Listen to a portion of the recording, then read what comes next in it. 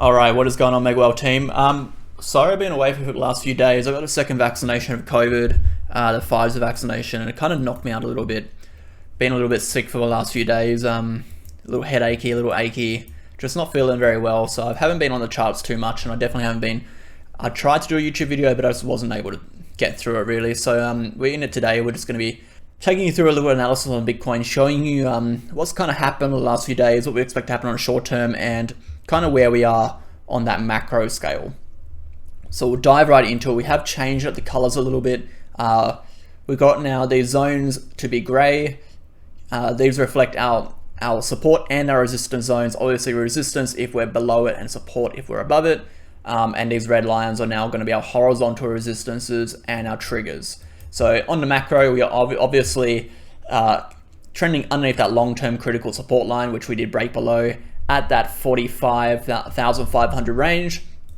We since came down, we touched the bottom of this wedge, finding support at $40,000, bumping back up, and we're kind of in this short-term support range at the moment between 42,500 and 43,000. So we do have two possible scenarios that can play out from here.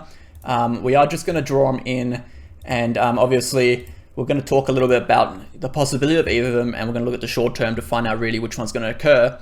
But the first scenario is of course a bullish scenario, and that would end up in a push upwards, and we'd expect a push to about 48,000 to retest this long-term support trend line, this diagonal trend line that we've basically held the entirety of that bull market, and which kind of triggered, we can see we had the trigger here, which shot us up and propelled us up into this explosive move at the start of the year, retracing all the way back down, finding a lot of support. Eventually we did have a bear trap. We pushed back upwards into another bull run, topping out at 69,000 and dropping back a little below, finding support and crashing, ultimately leading us to where we are now underneath that long-term trend line in a downward action, downward price action, and in a bear market. That's where we are now.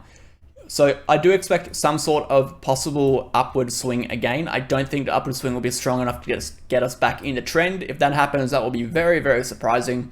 And we have talked about the reasons why we believe it will continue downwards in our previous videos. So go check out our longer videos, particularly the collab videos of Wolves of Crypto. We talked a lot about what we expect to happen and why in those videos. So if you want to ask questions, or if you're going to comment below saying this ain't going to happen or I don't believe it, go to other videos, look at the facts, read the data, listen to what we have to say, and then come back to this video, and then you can ask any questions you have. So that would be our bullish target, 48,000. Obviously, when we get to our target, when we get there, we'll reassess our opinion. We'll decide whether or not we think we will continue upwards or downwards, but that will be our potential bullish target. In saying that, our bearish target would continue downwards to about 35,000, that critical support line in that top of that support zone. If we bring up the volume profile, it does indicate that we do have a lot of historical buying pressure, a lot of historical buying volume around that 35,000. Let's bring it up, 35,000 zone. You can see over here, we do have a fair bit of buying volume historically in that 35,000 zone, in the support zone. But below that, we don't really have much.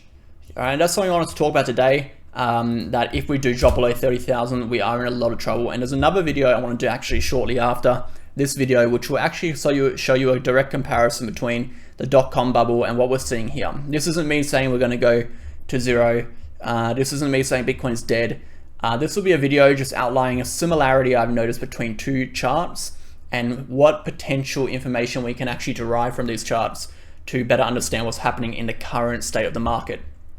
In saying that, guys, we are short term on a bullish pattern. We can definitely see a break upwards. We are definitely going to wait for that trend line to break to get the trigger. So let's jump down to a 4-hour chart. We can see what's happening more on a smaller time frame. We can see that we're still finding resistance. We're at the horizontal resistance of 44,000. We did retest. Obviously, we got rejected. We'll come down, and we are kind of sitting in this support zone here between 42,500 and 43,000. Moving to the 1-hour chart. We can see that we've kind of held this trend line pretty well, but we have recently broken downwards. This trend line kind of got respected for a few days, but ultimately we didn't really see much of a hold with a fake out and retest breakout over here, continuing downwards, and we do expect a trickle downwards immediately to that 42,000 zone. I don't think the 42,000 will hold again. I am expecting a drop downwards to that 40,000 zone in that short term. In saying that, if we're able to get above 43,000, we may actually swing back upwards and retest this downward resistance. Now, like I said before, if we get over that downward resistance, there is a chance that we can push up to that trend line. Will we break above it? Will we drop back downwards? That's a video for another time when it happens, but that is a definite possibility. Now, my prediction initially now would be I do expect us to actually come further downwards. I don't expect the price to swing around here. I do expect us to trickle downwards to 42,000. We've just had too much time over here, guys, with basically no result. And buying volume is spreading thin. People are not very interested in buying at this price. As you can see, we are above that 43,000 resistance, but we're just barely holding it. We just barely held it for about 2 or 3 days, and we are now back below it. And we do have a lot of buying volume at 42,500 and 42,000. But like I said, every time you touch those levels, they do get weaker. Every time you retest the support, it does get weaker. This will be our second retest, and I personally don't think we're going to be holding it. So that's what I think is going to happen in the short term. Let's take a look at some of the technicals. What we'll do, we'll just get rid of these drawings real quickly. And obviously, guys, let me know down in the comments what you guys think. If you obviously agree or disagree with what we think is going to happen in our short term, and if you're able to leave a reason to why you disagree, not just a I disagree. It's not very beneficial for anyone. We're all here to learn. So if you've got an opinion, drop your opinion below, but make sure you leave a reason to why you think it's going to go down, just so we can analyze it. Maybe your opinion might be featured in another video if you've seen something that we haven't or we've just overlooked. So obviously, more heads are always better than one. So look into it to yourself, and if you see something we don't see, let me know. With saying that, obviously on the 4-hour chart, we are looking pretty meek, not too great. Obviously, we're underneath that bull market support band, which we just flashed up. The daily chart, we're looking like we're seeing a little bit of decrease in buying volume. The RSI is kind of lagging and dropping downwards a little bit, which is not a good sign. Obviously, the MACD is still flashing green, but we just don't have enough buying volume. It's really, the momentum isn't pushing fast enough. It is slowing down, as we can see. I just don't think we are going to spin around here. It would just take a lot for this price action to spin back around to 44,000. Obviously on the larger time frames, 2 days hasn't really caught up. Like recent price action in the last few days hasn't translated to these larger time frames yet. It's always important to remember that the small time frame action translates to larger time frame action over time. So looking at these larger time frames, we might see a bullish MACD cross incoming, but then you go down to like a 1 day or a 12-hour time frame, and you see it's not happening, or the volume's dropping off. There's probably a chance that give it a day or give it 12 hours, and we might see a bit of a divergence downwards on that 2 or 3 day chart, which previously showed a very, very promising MACD cross, but now shows this drawn out momentum, which doesn't look like it's going to convert to any upward movement in the short term.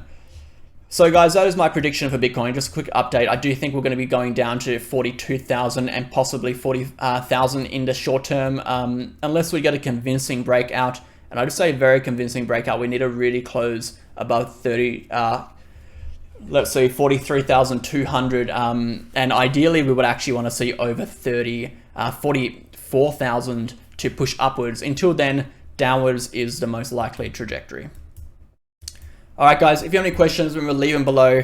Like, comment, and subscribe, and follow us on Twitter and Telegram. The links are in the description. Make sure to join our 1,000 Australian dollar giveaway. All you need to do to join the giveaway to enter is subscribe to this YouTube channel.